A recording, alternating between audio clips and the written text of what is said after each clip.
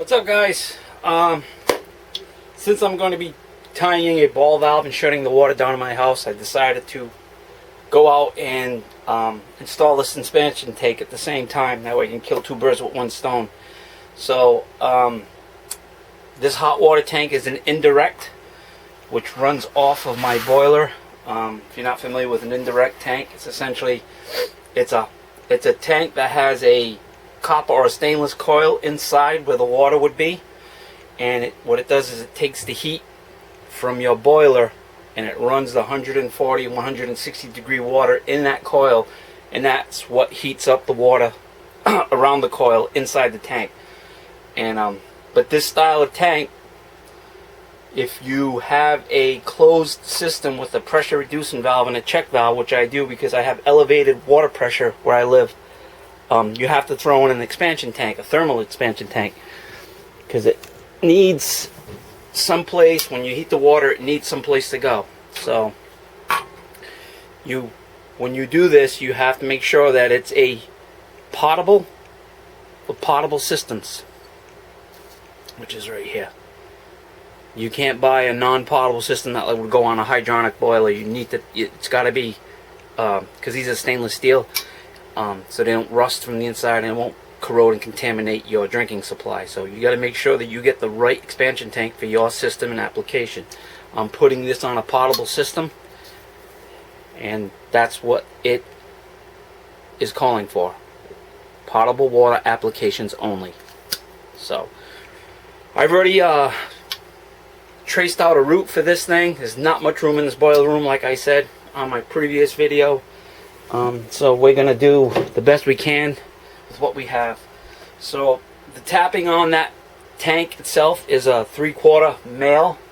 So I had to go out and get a 3/4 female by 1/2 inch female adapter, which I have. I'm going to sweat this on the end of a copper pipe, and then we're going to work everything back from here. So we're going to bring the torch out and the solder, and we're going to solder on this female adapter and get that part of it done. So engines on, fire!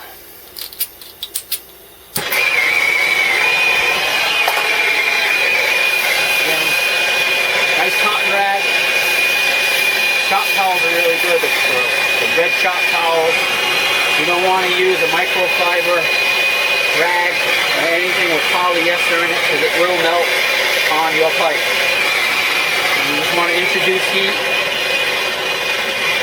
When you know when you're ready, when you get that little puff of smoke, it's pretty damn close. And you just want to introduce a little bit of solder. Usually when you get a drip out the bottom, you know you're going all the way around. And don't keep the heat on it all the time. Right there. There it is.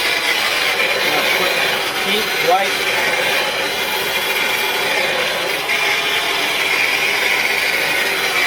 There we are.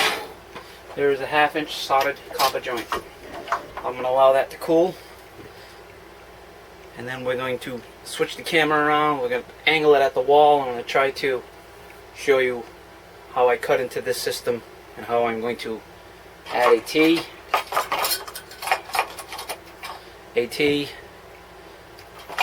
and a couple of ball valves, so we can isolate the tank and service it. In the event that it fails, you don't have to shut your whole house down. You can isolate the tank by itself, and you can shut the valve off, remove it, and reinstall it. Alright, I'll bring you back when I got more to show. So we're going to pull some water off of this. Just a little bit, maybe. Really don't like this design here. Ooh. That's hot.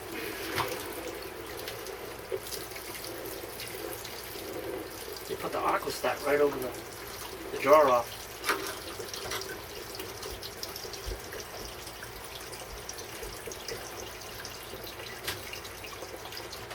And that should do. Just that little bit. Just that little bit of water.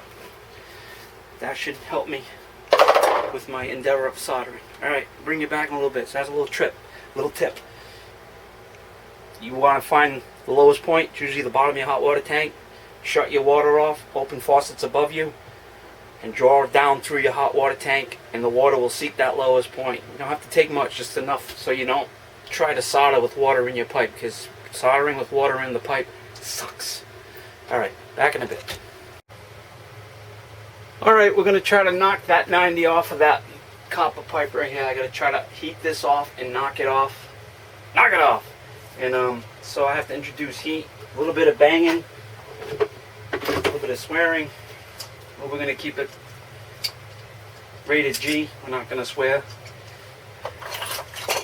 Instead of saying the F word, starts with an F, ends with a K, we're going to call it fire truck.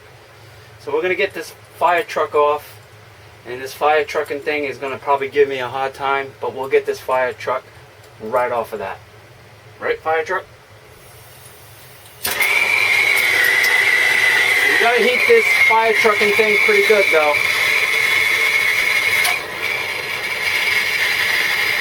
You'll know when you start to heat up, you'll see the little sparks. You know that's getting pretty close. That's actually right there.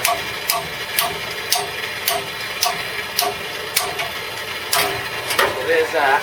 That went down inside the boiler, which I'm not too worried about. So we're going to pop this 90 off here now. See if I can grab a hold of it. Careful with your flame.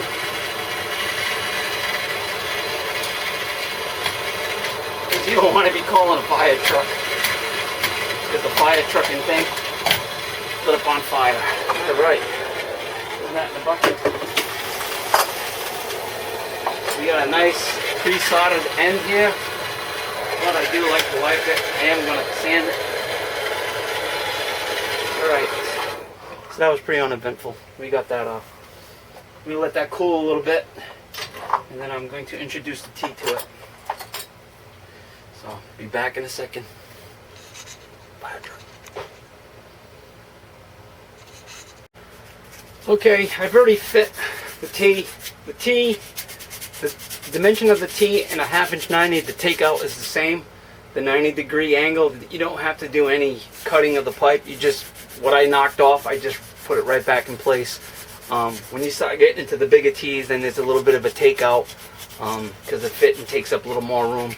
A 1/2 inch pipe, usually rule of thumb, you can get away with it. Side of pipe to face of fitting is usually right around 1/2 inch. 9/16. So you can measure from the bottom of your pipe to wherever to do your takeouts and stuff. But yeah, the 90 takes out the same. It's the same distance as a T, so I didn't have to alter anything. I have my lead free ball valve going in now. Note, when you clean these out with your wire brush, you also take your sand cloth and clean the face. For some odd reason, the lead free don't take solder as well as the older style, the non-lead free. And you can see in color the different. I don't know if you can, it's picking it up in this light, but the color is there's more of a yellow on the non-leaded, the leaded, and it's more of a brighter color, and these are a lot more brittle. So when you heat these up and then you want to cool them down and you put a coal rag on them, you'll crack them. You got to be careful with the new lead free valves. These have a little bit more of they're more forgiving. You can quench them and they won't crack, but these do. So be careful. If you're going to put a valve in and it's too hot and you want to cool it down really quick, don't do it. Let it cool down on its own. Alright, so got some flux in here. I'm sorry for the camera angle. It's the only place I can find to put the camera in. That is going to be, that'll be the stop for the expansion tank. That's the service valve I just put in. And now we're going to, I don't know if we can get, we're going to get at that globe valve. I got to take that off and replace it. I'm going to use the old style valve on it. I'm good. It's my place. I'm good with it. I've been using these for years. Now all of a sudden it's a problem. So bring it back in a little bit. We're going to heat this up, pop it off. Okay, we're going to solder in the valve now. Like I say, to take out the body, the valve body, and the globe valve body, and the ball valve body, it's the same takeout. I didn't have to alter any of the pipe or cut it or add. It was just a remove and replace. So we're going to burn this guy in. And at this point, I can actually turn my water back on because people in the house are complaining. Rule of thumb, if you're a plumber, the water will always be down for 3 hours, even though it's going to be down for 15 minutes.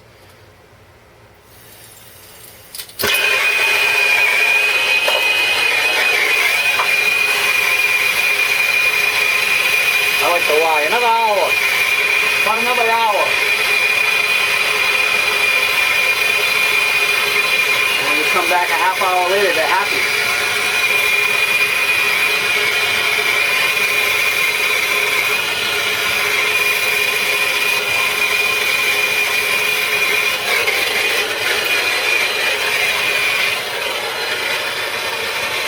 I got a lot of heat on that. The pipe blued up a little bit. Turned blue. I'm using nat gas with a T4 tip. Bigger stuff I would use a T5 tip. You can use acetylene, you can use propane, I use nap. Nap is good.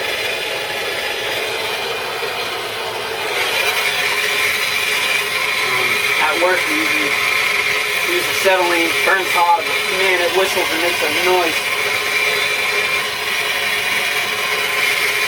Very loud. Alright, a little drop on there, watch your fingers, watch your torch tip. If you want to make it look pretty, you just add a little bit of flux. And then a white.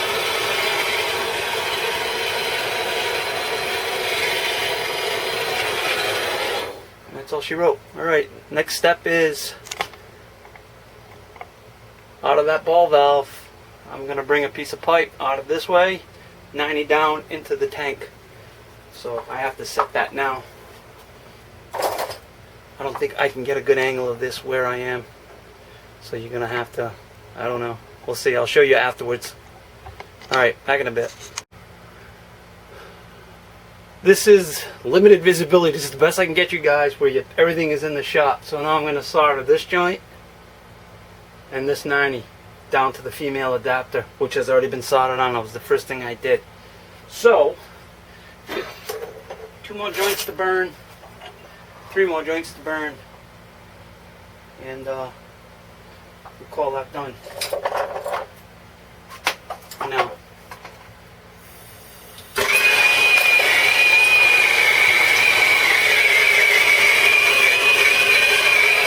we'll stop from back here.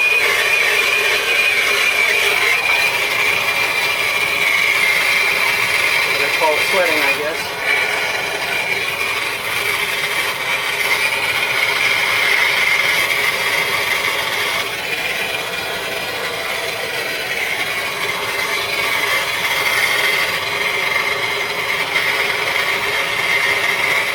On my tippy toes.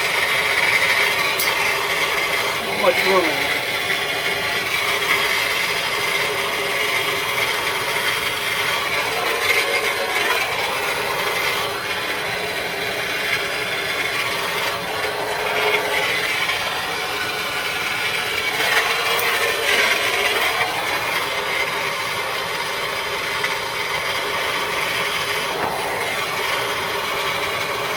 That drip off the bottom. Good.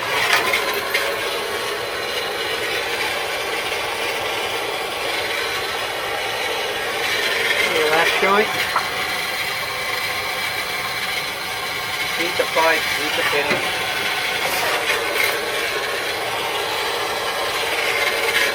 I always heat and wipe, that's the way I do it, that's my MO.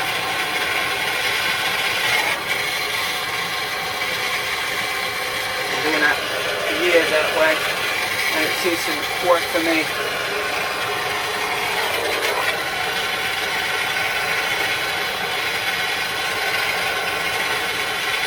And there's a drip. There's more in there. There's another drip. 25 cents that I just wasted. So the boss says. Okay. So as far as the piping, we're done. That sizzling here and this flux burning on the inside of the pipe. No water in the system yet. We're gonna let this cool down. Nice and neat. And I'm gonna tighten up this split ring. So I got a nice solid base here to attach to. Because the angle of the dangle, that tank's gonna dangle down a bit. Alright, let's see if we can move this camera somewhere else now. Back in a bit. This will spin on in a clockwise position. You want to go counterclockwise with your tape.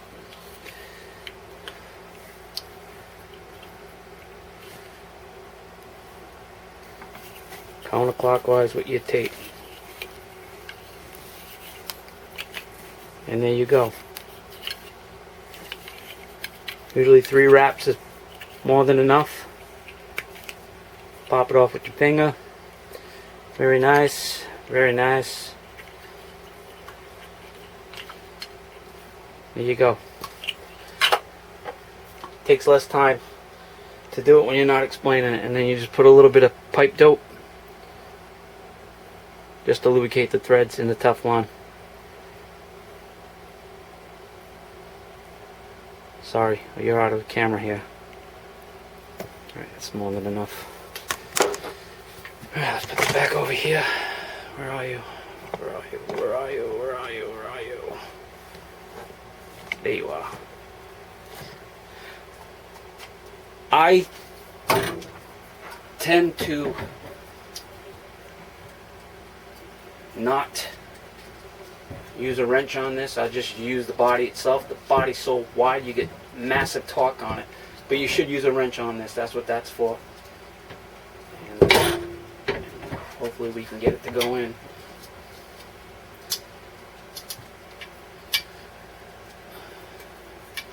Here we go.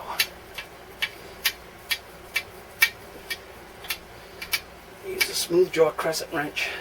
Wow, gotta tighten all this up. As you put the label out, I put the label out. Oh, so you can see what it is. And yeah, that's it. So there we go. Thermal expansion tank on a closed potable system.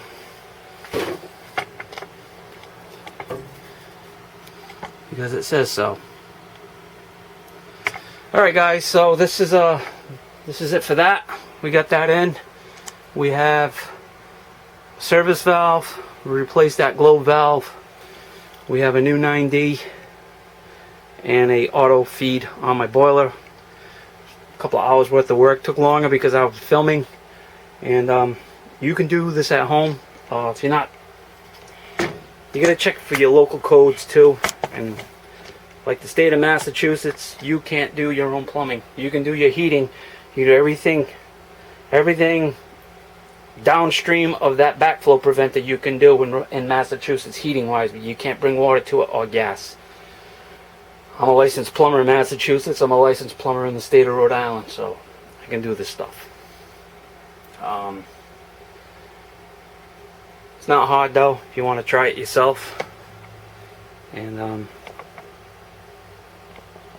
save a couple bucks. Alright, so this is Mark in the second gen boiler room. We didn't burn the fire truck down. The fire trucking thing didn't burn down. And we did good. So thanks for watching. Like, comment, subscribe, and we'll see you on the next one. If you guys like this plumbing stuff, I'll start doing more plumbing videos. You know, like a shower valve installs and stuff. When I come across all that stuff, I'll bring you along for the ride. Alright, so we're going to turn the water back on and happy people upstairs, and then that's it. We're done for today. Alright guys, peace.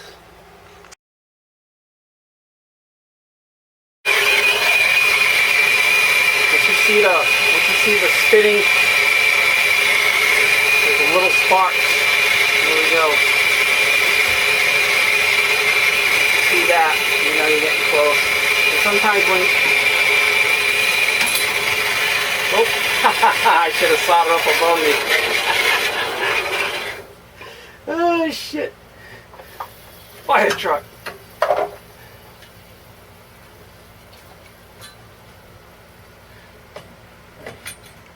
Fire truck.